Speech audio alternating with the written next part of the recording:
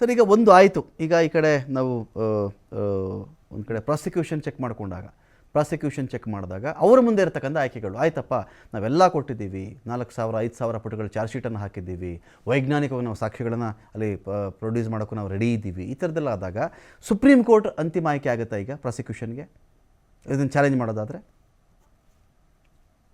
ಈಗ supreme court ಇದು final order ಆಗ್ಬಿಟ್ಟಿದೆ. ಈಗ ರೆಗ್ಯುಲರ್ ಬೇಲ್ ಮೇಲೆ ಹೈಕೋರ್ಟ್ ನಿಂದ ಫೈನಲ್ ಆರ್ಡರ್ ಆಗಿರೋದು. ಮೊದಲು ಇಂಟ್ರಿಮ್ ಆರ್ಡರ್ ಆಗಿತ್ತು, ಇಂಟ್ರಿಮ್ ಬೇಲ್ ಕೊಟ್ಟಿದ್ರು, ಅದರ ಮೇಲೆ ಅವರು ಚಾಲೆಂಜ್ ಮಾಡ್ತೀವಿ ಅಂತ ಹೇಳಿದ್ರು, ಮಾಡಿರಬಹುದು. ಇದು ಒಂದು ವಿಚಾರ. ಈಗ ಫೈನಲ್ ಆರ್ಡರ್ ಆಗಿರೋದ್ರಿಂದ interim bail automatically that comes to an end.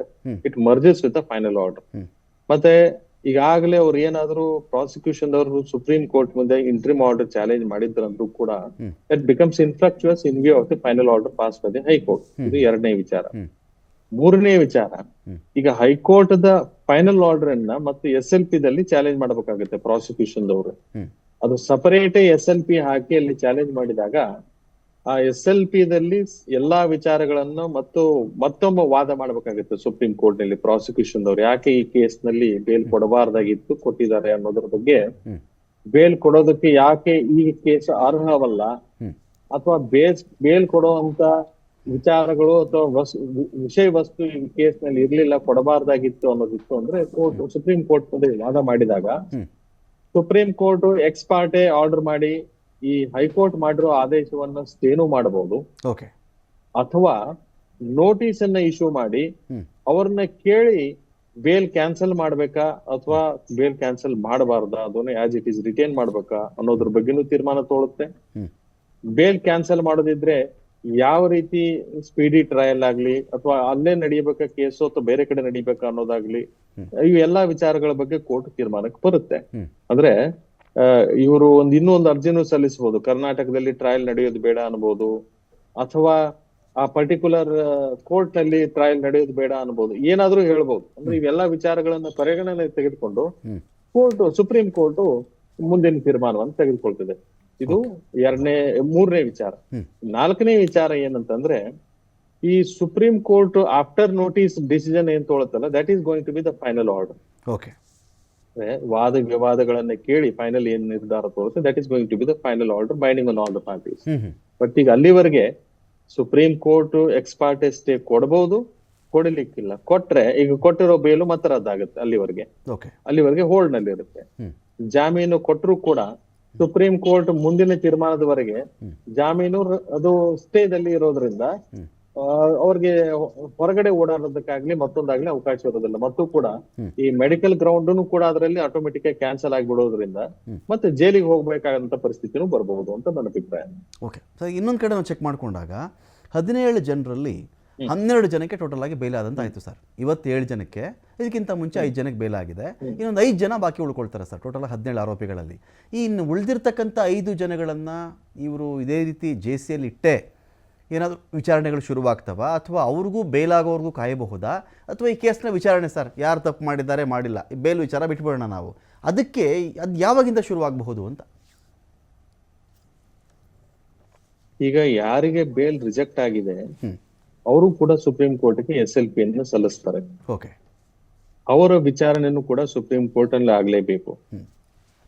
ಆವಾಗ ಈ ಕೇಸ್ ನಲ್ಲಿ ಯಾರಿಗೆ ಈಗಾಗಲೇ ಬೇಲ್ ಕೊಟ್ಟಿಲ್ವೋ ಅವರು ಕೊಟ್ಟಿರುವಂತ ಬೇಲ್ ಅಪ್ಲಿಕೇಶನ್, ಅವ್ರು ಸಲ್ಲಿಸಿರುವಂತ ಬೇಲ್ ಅಪ್ಲಿಕೇಶನ್ ಮೇಲೆ SLP, ಅದೇ ರೀತಿ ಯಾರಿಗೆ ಆಗ್ಲೇ ಬೇಲ್ ಆಗಿದೆ ಅದರ ವಿರುದ್ಧವಾಗಿ ಪ್ರಾಸಿಕ್ಯೂಷನ್ ದವರು ಸಲ್ಲಿಸಿರುವಂತ SLP, ಎರಡೂ ಜೊತೆಗೇನೆ ತೆಗೆದುಕೊಂಡು ಕೋರ್ಟ್ ತೀರ್ಮಾನ ಮಾಡಬೇಕಾಗತ್ತೆ ಸುಪ್ರೀಂ ಕೋರ್ಟ್. ಹಾಗಾಗಿ ಈ ಸದ್ಯದ ಹಂತದಲ್ಲಿ ಈ ಆರ್ಡರ್ ಮಾಡಿರೋದು ಏನಿದೆ ಬೇಲ್ ಆರ್ಡರ್ನ, ಇದನ್ನ ಸಸ್ಟೈನ್ ಮಾಡ್ಬೇಕಾ ಅಥವಾ ಎಕ್ಸ್ ಪಾರ್ಟಿ ಸ್ಟೇ ಕೊಡ್ಬೇಕಾ ಅನ್ನೋದ್ರ ಬಗ್ಗೆ ಸುಪ್ರೀಂ ಕೋರ್ಟ್ ಒಂದು ನಿರ್ಧಾರ ತೆಗೆದುಕೊಂಡು ಮುಂದಿನ ಹಂತದಲ್ಲಿ ನಾವು ಬೆಳವಣಿಗೆಗಳನ್ನು ನೋಡ್ಬೋದು. ಓಕೆ ಸರ್, ಇವರ ಕಂಡಕ್ಟ್ ಈಗ ಹೇಗಿರಬೇಕಾಗತ್ತೆ ಅಂತ? ಈಗ ಇಷ್ಟು ಜನ ಬೇಲ್ ತೊಗೊಳ್ತಾರೆ, ಇವತ್ತು ಬರ್ತಾರೆ. ಇನ್ನೊಂದು ಕೇಳಬೇಕಿತ್ತು ಸರ್ ನಾನು, ಅಂದರೆ ಈಗ ಮೊದಲೆಲ್ಲ ಬೈ ಹ್ಯಾಂಡೇ ಹೋಗಬೇಕಾಗಿತ್ತು ಕಾರಾಗೃಹದ ಮುಖ್ಯ ಅಧಿಕಾರಿಗಳಿಗೆ ಬೇಲು ವಿಚಾರಕ್ಕೆ ಸಂಬಂಧಪಟ್ಟಂತೆ. ಈಗೆಲ್ಲ ಹೇಗೆ ಸರ್? ಯಾಕಂದರೆ ಅದು ಲೇಟ್ ಆದರೆ ನಾಳೆಗಾಗುತ್ತೆ ಅವ್ರದ್ದು ಬಿಡುಗಡೆ, ಇವತ್ತಾಗಲ್ಲ ಅಂತೆಲ್ಲ ಮಾತಾಡ್ತಾರಲ್ಲ, ಈಗಿನ ವ್ಯವಸ್ಥೆ ಹೇಗೆ ಇದು? ಈಗ ಇತ್ತೀಚೆಗೆ ಸಾಕಷ್ಟು ಬದಲಾವಣೆಗಳಾಗಿದ್ದಾವೆ because of the communication and technological advancement. ಈಗ ಇಮಿಡಿಯೇಟ್ಲಿ 4th ವಿತ್ ಅಂತ ಏನಾದ್ರು ಆರ್ಡರ್ ಮಾಡಿದ್ರು ಅಂತ ತಿಳ್ಕೊಳ್ಳಿ, ಅದು ಒಂದು ಕಾಪಿನ ಇಮಿಡಿಯೇಟ್ ಕೊಡಿ ಅಂತಾನು ಡೆಲಿವರಿ ಮಾಡಿ ಅಂತಾನು ಕೋರ್ಟ್ ಆದೇಶ ಮಾಡಬಹುದು. ಹ್ಮ್. ಮತ್ತೆ ಅದೇ ರೀತಿ ಕಮ್ಯುನಿಕೇಟ್ ಮಾಡಿ ಅಂತಾನು ಹೇಳ್ಬಹುದು. ಈ ಪ್ರಾಸಿಕ್ಯೂಷನ್ ದವ್ರು ಇಮಿಡಿಯೇಟ್ ಆಗಿ ಕಮ್ಯುನಿಕೇಟ್ ಮಾಡಿದ್ರು ಅಂತಂದ್ರೆ ಜೈಲ್ ಅಥಾರಿಟೀಸ್ಗೆ, ಅವರು ಸದ್ಯದಲ್ಲೇ ಅಥವಾ ತೀವ್ರವಾಗಿ ಅದನ್ನ ಪರಿಗಣನೆ ತೆಗೆದುಕೊಂಡು ಶೀಘ್ರದಲ್ಲೇ ಅದನ್ನ ಬಿಡುಗಡೆ ಮಾಡುವಂತ ಒಂದು ಪ್ರಮೇಯ ಬರುತ್ತೆ.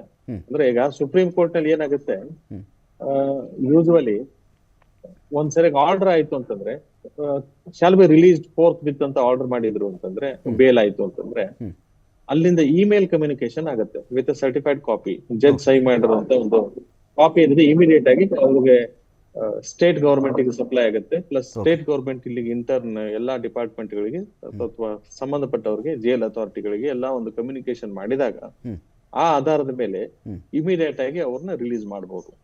ಅಂದ್ರೆ ಬೇರೆ ಪ್ರಕರಣಗಳಿಗೆ ಬೇಕಾಗದೇ ಇದ್ದಲ್ಲಿ, ಬೇರೆ ಪ್ರಕರಣಗಳಿಗೂ ಇವತ್ತೇನಾದ್ರೂ ಇನ್ವಾಲ್ವ್ಮೆಂಟ್ ಇತ್ತು ಅಥವಾ ಮತ್ತೊಂದಿತ್ತು ಅಂತಂದ್ರೆ ಅಂತ ಪ್ರಕರಣಗಳಲ್ಲಿ ಯೂಶುವಲಿ ಒಂದು ಕೇಸ್ ನಲ್ಲಿ ಬಿಡುಗಡೆ ಆದ್ರೂ ಕೂಡ ಬೇರೆ ಪ್ರಕರಣದಲ್ಲಿ ಬೇಕು ಅಂತ ಇಟ್ಕೊಂತಾರೆ ಜೈಲಿನಲ್ಲಿ ಕೂಡ. ಹಾಗಾಗಿ ಇವ್ರಿಗೆ ನನಗನ್ಸಿದ ಮಟ್ಟಿಗೆ ಈ ಪ್ರಕರಣದಲ್ಲಿ ಇರುವಂತ ಎಲ್ಲ ವ್ಯಕ್ತಿಗಳಿಗೆ ಬೇರೆ ಪ್ರಕರಣಗಳು ಮತ್ಯಾವ್ದಾದ್ರೂ ಇಲ್ಲದೆ ಇದ್ದಲ್ಲಿ, ಅವರ ಮೇಲೆ ವಾರಂಟ್ ಇಲ್ಲದೆ ಇದ್ದಲ್ಲಿ, ಅವರ ಅವಶ್ಯಕತೆ ಇನ್ನೇನಾದ್ರೂ ಇಲ್ಲದೆ ಇದ್ದಲ್ಲಿ ಅವ್ರನ್ನ ಬಿಡುಗಡೆ ಮಾಡ್ತಾರೆ. ಬೇರೆ ಪ್ರಕರಣಗಳಿಗೆ ಏನಾದ್ರೂ ಬೇಕಾಗಿದ್ದಲ್ಲಿ, ಅರೆಸ್ಟ್ ಮಾಡೋದು ಅವಶ್ಯಕತೆ ಇದ್ದಲ್ಲಿ ಅವ್ರನ್ನ ಇಮಿಡಿಯೇಟ್ ಆಗಿ ಜೈಲಿನಿಂದ ಬಿಡುಗಡೆ ಮಾಡೋದಿಲ್ಲ ಅಂತ ನನ್ನ ಅಭಿಪ್ರಾಯ. ಓಕೆ ಸರ್, ಇನ್ನೊಂದು ಕೇಳಬೇಕಿತ್ತು. ಈಗ ಇವ್ರಿಗೆ ಒಂದು ಬೇಲ್ ಸಿಕ್ಕಿದೆ, ದರ್ಶನ್ ಅವ್ರಿಗೆ ಬೇಲ್ ಸಿಕ್ಕಾಗ ನಾಳೆಯಿಂದಾನೋ ನಾಳೆದಿಂದಾನೋ ನೆಕ್ಸ್ಟ್ ಮಂಡೆಯಿಂದಾನೋ ಅವರ ಒಂದು ಕೆಲಸ ಏನಿದೆಯಲ್ಲ, ಶೂಟಿಂಗು, ಯಾವುದೋ ಒಂದು ಸಿನಿಮಾ ಶೂಟಿಂಗ್, ಅವತ್ತಿಗೂ ಅವ್ರು ಅರೆಸ್ಟ್ ಆದಾಗಲೂ ಕೂಡ ಸಿನಿಮಾ ಶೂಟಿಂಗ್ ವಿಚಾರದಲ್ಲೇ ಅವ್ರು ಇದ್ದದ್ದು, ಶೂಟಿಂಗ್ ಎಲ್ಲ ಭಾಗಿಯಾಗಬಹುದಾ? ಆ ಥರದ ಅವರ ದೈನಂದಿನ ಕೆಲಸ ಕಾರ್ಯಗಳಿಗೆ ಯಾವತ್ತೂ ಷರತ್ತು ಹಾಕ್ತಾರೆ ಅಂತ ನನಗೆ ಅನಿಸಿಲ್ಲ. ಅದಕ್ಕೆ ನಿಮ್ಗೆ ಕೇಳ್ತಾ ಇದ್ದೀನಿ, ಶೂಟಿಂಗ್ ಗಿಟಿಂಗ್ ಎಲ್ಲ ಅವರು ಭಾಗಿಯಾಗಿ ಆರಾಮಾಗಿ ಅವರು ಲೈಫ್ ನೋಡ್ಕೊಂಡು ಹೋಗ್ಬಹುದಾ? ಈಗ ಶೂಟಿಂಗ್ ಮಾಡ್ಕೊಳ್ಳೋದಕ್ಕೆ ಅಭ್ಯಂತರ ಏನಿಲ್ಲ.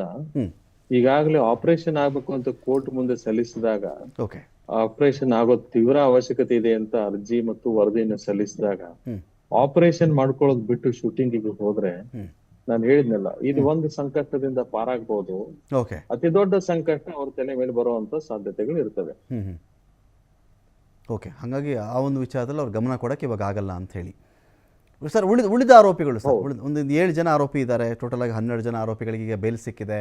ಅವ್ರು ಯಾರು ಕೂಡ ಮೆಡಿಕಲ್ ರೀಸನ್ನ ಯಾವತ್ತೂ ಮುಂದೆ ಮಾಡಿರಲಿಲ್ಲ. ಅವರು ಮೆಡಿಕಲ್ ರೀಸನ್ ಕೊಟ್ಬಿಟ್ಟು ನನಗೆ ಬೇಲ್ ಕೊಡಿ ಅದು ಇದು ಅಂತ ಅವ್ರು ಯಾರು ಕೇಳಿರಲಿಲ್ಲ.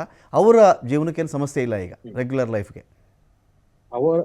ಅವ್ರ ರೆಗ್ಯುಲರ್ ಲೈಫಿಗೆ ಏನು ಸಮಸ್ಯೆ ಬರೋದಿಲ್ಲ. ಅದ್ರ ಕಂಡೀಷನ್ಸ್ ಹಾಕಿರ್ತಾರೆ, ಬೇಲ್ ಕಂಡೀಷನ್ಸ್. ಅಂದ್ರೆ ಜ್ಯೂರಿಸ್ಟಿಕ್ಷನ್ ಬಿಟ್ಟು ಹೊರಗಡೆ ಹೋಗ್ಬಾರ್ದು, ಪ್ರತಿದಿನ ಹೋಗಿ ಸಿಗ್ನೇಚರ್ ಮಾಡೋ ತರ ಒಂದೊಂದು ಕಂಡೀಷನ್ಸ್ ಹಾಕಿರ್ತಾರೆ. ಅಥವಾ ಬೇಲ್ ಬಾಂಡ್ಗೆ ಅದಕ್ಕೆ ಸಂಬಂಧಪಟ್ಟಂತೆ ಇಷ್ಟೇ ಅಮೌಂಟ್ ಶ್ಯೂರಿಟಿ ಕೊಡ್ಬೇಕು, ಕ್ಯಾಶ್ ಶ್ಯೂರಿಟಿ ಆಗ್ಲಿ ಮತ್ತೊಂದಾಗ್ಲಿ, ಇವನ್ನೆಲ್ಲ ಕೊಡ್ಬೇಕು ಅಂತ ಕೊಟ್ಟಿರ್ತಾರೆ. ಸಾಲ್ವೆಂಟ್ ಶ್ಯೂರಿಟಿ ಅದು ಇವನ್ನೆಲ್ಲ ಕೊಟ್ಟಿರ್ತಾರೆ ಬೇಲ್ ಕಂಡೀಷನ್ಸ್ ಅನ್ನ.